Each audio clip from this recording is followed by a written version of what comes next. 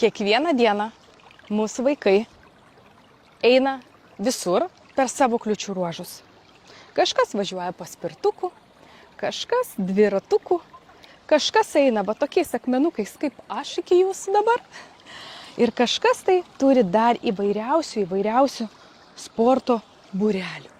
Ir mes mamos kartais nepagalvojam, kad mūsų vaikas gali traumą gauti visiškai netikėtoj vietoj. Net einant akmenuotų keliuku, jisai gali pasisukti koją ir nuo rytojaus jūs jau nebeišeinat į darbą, nes jums reikia prižiūrėti savo aukselį. Tai aš kiekvienai linkiu, kad jūsų vaikai būtų apsaugoti ir apdrausti, nes šiai dienai draudimas, su kuriuo aš dirbu jau daugiau nei 10 metų, turi geriausią traumų lentelę Lietuvos rinkoje.